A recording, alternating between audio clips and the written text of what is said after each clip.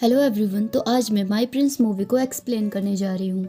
Movie की शुरुआत Prince Oreo से होती है, जो कि इलिदान का राजकुमार है। ओरियो हर दिन एक जैसी जिंदगी जीकर बोर हो चुका था। एक दिन उसे राजघराने के कुछ लोगों से मिलने के लिए लोंगदू जाना था, पर वो एयरपोर्ट पर अपने असिस्टेंट और बॉडीगार्ड्स को चकमा देकर वहाँ से भाग जाता है और एक लड़की हानी से टकराता है। वो हानी से मदद मांगता है और कहता है कि कुछ लोग उसे किडनैप करना चाहते हैं। ओरियो के पीछे आ रहे बॉडीगार्ड्स को हानी किडनैपर समझ लेती है और उनसे बचने में ओरियो की मदद करती है। बॉडीगार्ड्स के जाने के बाद हानी ओरियो से पूछती है कि वो लोग तुम्हें किडनैप क्यों करना चाहते थे, तो ओरियो उसे बताता है कि वो ट्रैफिकर्स है।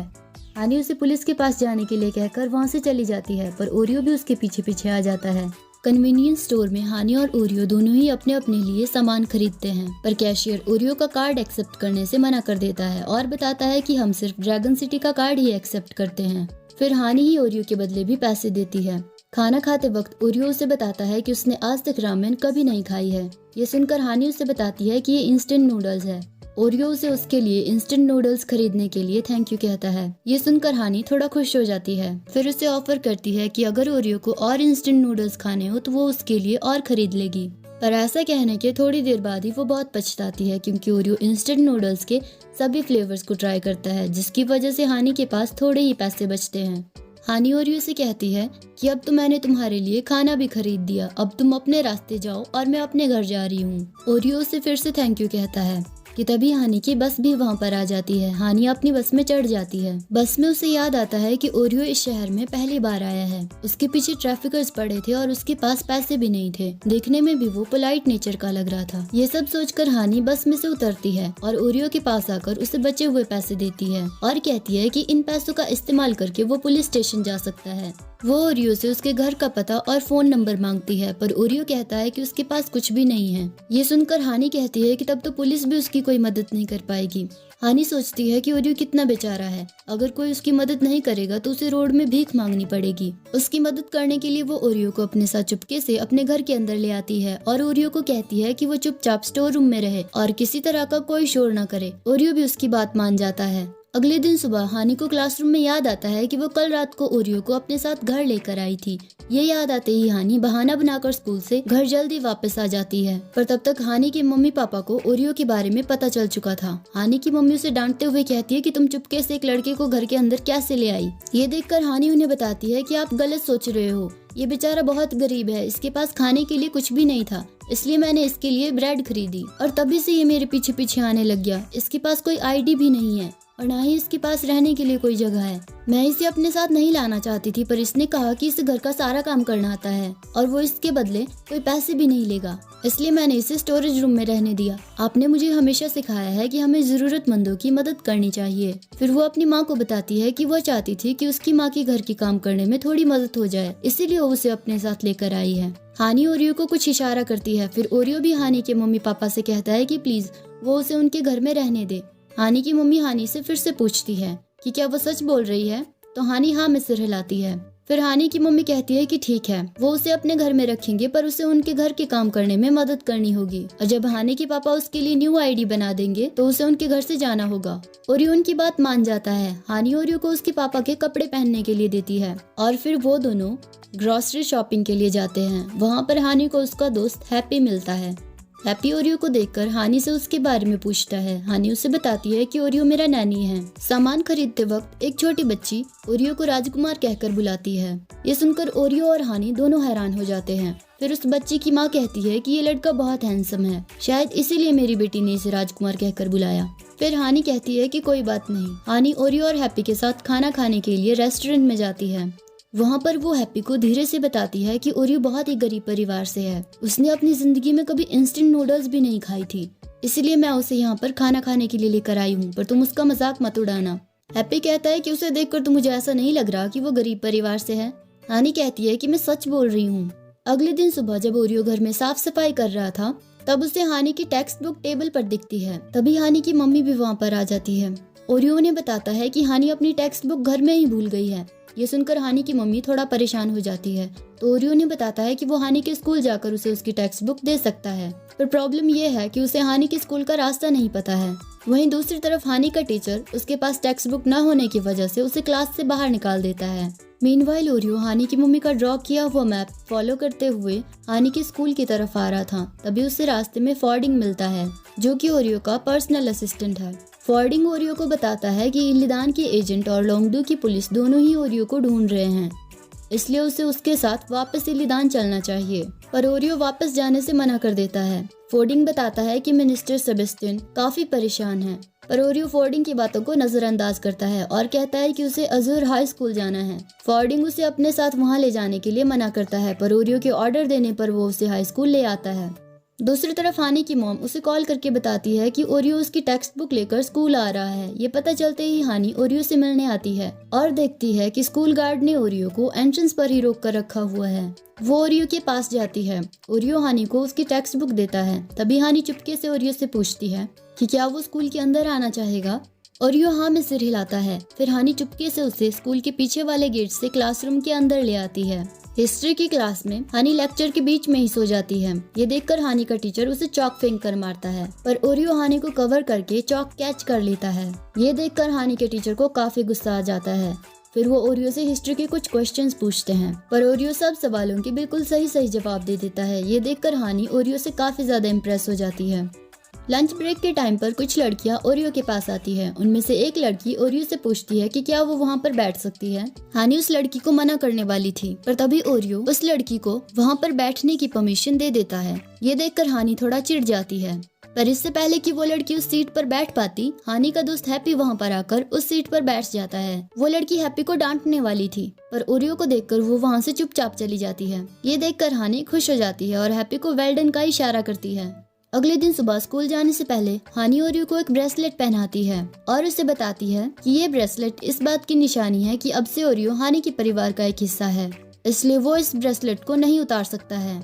सीन शिफ्ट होता है। हानी की मम्मी अपने कुछ दोस्तों के साथ महाजंग खेल रही थी, पर वो बार बार सभी राउंड्स हार रही थी। उन्हें हारता हुआ देखकर ओरियो उनकी मदद करता है। ओरियो की मदद से हानी की मम्मी महाजंग में बहुत सारे पैसे जीतती है। गेम्स खत्म होने के बाद ओरियो घर की साफ सफाई करने लगता है। ये देखकर हानी की मम्मी उसे रोकती है और ओरियो से पूछती है कि क्या वो उनके परिवार में आना चाहेगा। तो ओरियो उनसे इसका मतलब पूछता है। वो उसे बताती है कि वो हमेशा एक परिवार की तरह जिंदगी भर एक साथ रहेंगे। ये सुनकर ओरियो खुश हो जाता है और हाँ कर देता है। शाम के वक्त हानी की मम्मी ओरियो को खाने के लिए बहुत सारी डिशेस देती है। ये देखकर हानी अपनी मम्मी से कहती है कि मैं आपकी बेटी हूँ, पर हानी की मम्मी उसे बताती है कि अब से ओरियो भी हमारे परिवार का एक हिस्सा है। फिर हानी के पापा हानी की प्लेट में खाना डालते हुए कहते हैं कि कोई बात नहीं, तुम्हारे पापा अभी भी तुमसे प्यार करते हैं। अगले सीन में हानी ओरियो से पूछती है कि तुमने मेरी मम्मी पर क्या जादू कर दिया जो वो तुम्हें अपना बेटा मानने लग गई। तो ओरियो उसे बताता है कि मैं जादूगर नहीं, इल्लिदान का राजकुमार हूँ। ये सुनकर हानी कहती है अगर ऐसी बात है तो मैं इल्लिदान की राजकुमारी हूँ। पर ओरियो उससे कहता है कि ऐसा नहीं हो सकता, तुम मेरे ख्यालों की राजकुमारी से बिल्कुल अलग हो। ये सुनकर हानी गुस्से में कहती है कि शुक्र मनाओ कि तुम अभी भी सांस ले रहे हो, अब चलो यहाँ से। फिर ओरियो हानी से पूछता है कि हम कहाँ जा रहे हैं। तो हानी उसे बताती है कि मैं तुम्हें वहीं फेंकने जा रही हूँ जहाँ से मैं तुम्हें उठा कर लेकर आई थी। एक जगह पर कपल्स का वेडिंग फोटोशूट हो रहा था। वोटिंग में जीतने वाले कपल को मैकडोनिया का फोन और वेडिंग ड्रेस प्राइज में मिलने थे। हानी ओरियो को बताती है कि मैकडोनिया के फोन काफी एक्सपेंसिव होते हैं, इसलिए उन्हें भी अपना लक ट्राई करने के लिए इस कंपटीशन में पार्टिसिपेट करना चाहिए। ओरियो हानी की बात मान जाता है और वो दोनों ही कपल्स वेडिंग फोटोशूट कंपटीशन में पार्टिसिपेट करते हैं। उन दोनों को सबसे ज्यादा वोटिंग पड़ती है, जिसकी वजह से वो दोनों जीत जाते हैं। फोटोशूट के बाद एक लड़की ओरियो के पास आकर उसे वीचैट पर ऐड करने के लिए पूछती है, पर ओरियो उस लड़की को हानी का दिया हुआ ब्रेसलेट दिखाता है, जिसे देखकर वो लड़की वहाँ से चुपचाप चली जाती है। तभी हानी भी वहाँ पर आ जाती है। हानी ओरियो को प्राइज में जीता हुआ फोन देते हुए कहती है कि मैंने इसमें तुम्हारे लिए नया सिम कार्ड खरीद कर डाला हुआ है और इसमें मैंने अपने मम्मी पापा के और मेरे कांटेक्ट नंबर को भी सेव करके रखा हुआ है, पर तुम मेरा कांटेक्ट नंबर याद कर लो ताकि अगर अगली बार तुम कहीं गुम भी हो जाओ तो तुम मुझे कांटेक्ट कर सको। अगले दिन सुबह स्कूल के रास्ते में फॉर्डिंग ओरियो से मिलता है और उससे बताता है कि ड्रैगन सिटी में उसके गुम होने की खबर पूरी तरह फैल चुकी है और दोनों कंट्रीज के बीच में डिप्लोमेटिक रिलेशंस भी खराब होने लगे हैं, इसलिए उसे जल्दी से वापस इल्लिदान चलना चाहिए। वहीं दूसरी तरफ कुछ लड़कों का ग्रुप एक लड़के से उसकी पॉकेट मनी छीन रहा था और उसे परेशान कर रहा था। तभी हानि उन्हें ऐसा करते हुए देख लेती है और उनके पास जाकर उन लड़कों को रोकने की कोशिश करती है, पर वो उसकी बात नहीं मानते हैं। उन बुलीज के ग्रुप का लीडर हानि को वहाँ से जाने के लिए कहता है, पर हानि वहाँ से नहीं जाती है और वो लड़का हानि पर हाथ उठाने लगता है, पर तभी ओरियो वहाँ पर आकर उसका हाथ पकड़ लेता है और उसे रोक देता है। ये देखकर उन बुलीज का ग्रुप गुस्से में आकर ओरियो को भी पीटने की कोशिश करते हैं, पर ओरियो उन सभी को पीटकर हानि के साथ वहाँ से चला जाता है। पर हानि और ओरियो के पुलिस के साथ फाइट करने की वीडियो न्यूज में आ जाती है। हानि की मम्मी हानि और ओरियो को शाबाशी देती है, पर ओरियो वहाँ से उदास होकर अपने कमरे में चला जाता है। हानि भी उससे मिलने के लिए उसके कमरे में जाती है। ओरियो हानि से पूछता है कि जब वो उनका घर छोड़कर चला जाएगा तो क्या हानि उसके जाने पर उदास होगी, पर हानि उसे बताती है कि बिल्कुल नहीं, तुम्हारे जाने पर तो मुझे खुशी होगी क्योंकि मुझे अपनी चीजें किसी के साथ नहीं बांटनी पड़ेगी और मेरे मम्मी पापा भी सिर्फ मेरा ही ध्यान रखेंगे। ये सुनकर ओरियो और भी ज्यादा दुखी हो जाता है।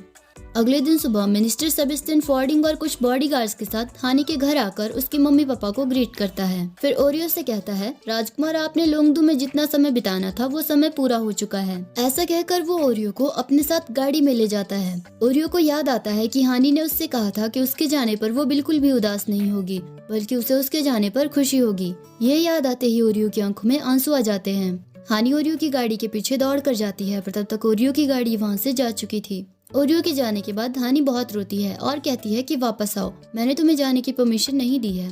सीन शिफ्ट होता है और हमें हानि के स्कूल को दिखाया जाता है। वहाँ पर बहुत सारे मीडिया रिपोर्टर्स गार्ड्स से इलिदान के राजकुमार के बारे में सवाल पूछ रहे थे, तो हानि को देखकर वो सभी मीडिया रिपोर्टर्स हानि के पास आकर उसे घेर लेते हैं और ओरियो के बारे में सवाल पूछने लगते हैं। क्लासरूम में हानि का टीचर हानि से कहता है कि तुम सच में राजकुमार को मेरी क्लास में लेकर आई थी और उसने मेरे सवालों के जवाब भी दिए। ये सब सोचकर ही मुझे काफी ज्यादा प्राउड फील हो रहा है। हैप्पी हानि से पूछता है कि क्या तुम ठीक हो, तो हानि नाम में सिर हिलाती है। फिर हैप्पी हानि से कहता है कि तुमने तो कहा था कि वो बहुत गरीब है, पर मुझे तो ऐसा नहीं लगता। ये सुनकर हानि उसे इशारे में कहती है कि अपना मुंह बंद रखो। काफी समय बीत चुका था। हानि को ओरियो की बहुत याद आ रही थी, इसलिए वो ओरियो को कॉल करती है, पर मिनिस्टर सेबेस्टियन ने ओरियो का फोन अपने पास रखा हुआ था और वो हानि की कॉल्स को जानबूझकर रिसीव नहीं कर रहे थे। ओरियो को हानि का नंबर याद था, इसलिए वो लैंडलाइन का यूज करके हानि को कॉल करने की कोशिश करता है, पर हानि उस समय ओरियो के मोबाइल पर कॉल कर रही थी, जिसकी वजह से हानि को कॉल नहीं जाती है। एक दूसरे से बात न कर पाने की वजह से हानि और ओरियो दोनों ही उदास हो जाते हैं। अगले दिन सुबह हैप्पी हानि से कहता है कि अभी ज्यादा देर नहीं हुई है, तुम्हें उससे मिलने जाना चाहिए। हानि उसकी बात मान जाती है। हैप्पी हानि को एयरपोर्ट लेकर जाता है। ओरियो अपनी प्रिंस की ड्यूटीज पूरी करने के लिए इलिदान वापस जा रहा था, पर वो काफी उदास था। तभी उसे हानि उसकी तरफ आती हुई दिखाई देती है। हानि को देखकर वो खुश हो जाता है। फॉर्डिंग उससे पूछता है कि क्या हुआ, पर वो फॉर्डिंग को कुछ इशारा करता है और दौड़कर हानि के पास चला जाता है। मिनिस्टर सेबेस्टियन ओरियो को रोकने के लिए उसके पीछे गार्ड्स भेजने लगते हैं, पर फॉर्डिंग गार्ड्स को रोक लेता है। हानि ओरियो से मिलने पर उसे बहुत डांटती है और कहती है कि वो बिना बताए वहाँ से कैसे आ सकता है और उसके फोन का क्या हुआ। हानि कहती है, मैंने तुमसे कहा था कि मेरा नंबर याद करके रखना। अगर मैं आज यहाँ नहीं आई होती तो तुम मुझसे बिना कोई बात किए ही इलिदान वापस चले जाते हैं ना। ओरियो हानि से कहता है, पर तुमने तो मुझसे कहा था कि अगर मैं इलिदान का राजकुमार हूँ तो तुम इलिदान की राजकुमारी हो। ये सुनकर हानि कहती है, पर तुम तो सच के राजकुमार हो और मैं झूठ मूठ की राजकुमारी। ओरियो हानि से कहता है कि मेरे पास तुम्हारे लिए एक गिफ्ट है, गैस करो। ऐसा कहकर वो अपने दोनों हाथ आगे बढ़ाता है। ओरियो ने हानि का दिया हुआ ब्रेसलेट अभी भी अपनी कलाई पर पहना हुआ था। यह देखकर हानि मुस्कुराती है और ओरियो के उसी हाथ को चूज करती है। ओरियो के उस हाथ की मुट्ठी में एक ब्रेसलेट था। ओरियो उस ब्रेसलेट को हानि को देता है और फिर उससे गुड बाय कहकर अपनी फ्लाइट पकड़ने के लिए वापस एयरपोर्ट की तरफ जाने लगता है।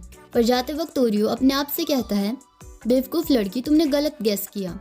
ऐसा कहकर वो अपने दूसरे हाथ की मुट्ठी खोलता है जिसमें उसने लिखा हुआ था कि कल मिलते हैं। अब इसका मतलब ये हो सकता है कि वो अपनी ड्यूटीज पूरी करने के बाद उससे मिलने के लिए लौट कर वापस आएगा। और इसी के साथ मूवी खत्म हो जाती है। Thanks for watching.